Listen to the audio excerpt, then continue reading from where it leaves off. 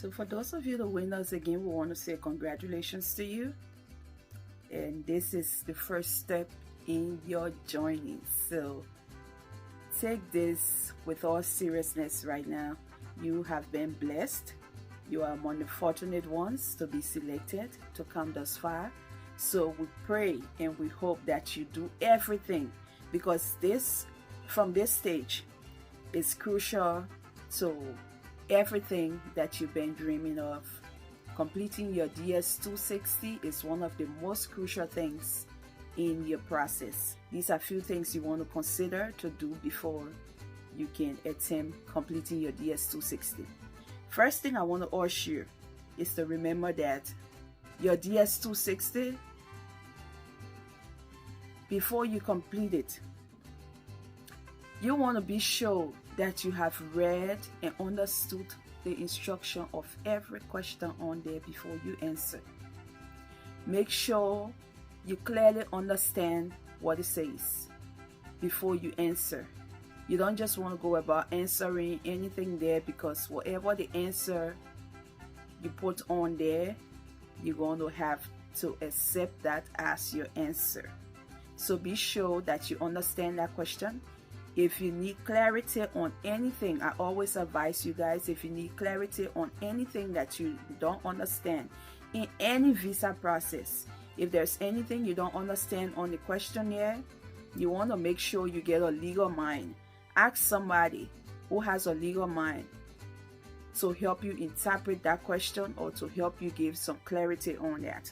So that's one of the first things I want you to consider before you begin completing your DS260. And then the next thing, I want you to be sure you're importing the right information. Be sure you're importing the correct information, because there have been instances where people import mistakenly the wrong things, and maybe the form has to be locked up. And because once you try doing that multiple times, the system is going to lock you out.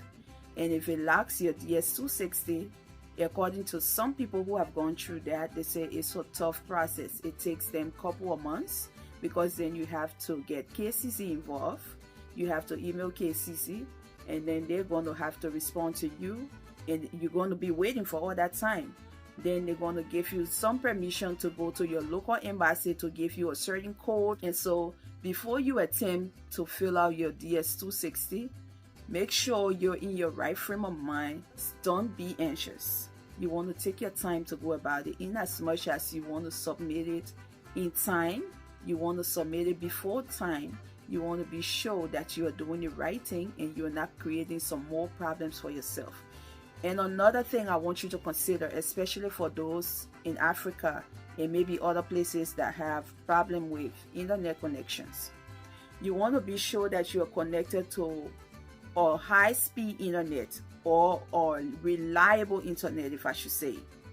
Because if you're completing a DS260, if you're completing a form online and you're not connected to a reliable internet, it's going to give you some error message, because it's not going to be able to load.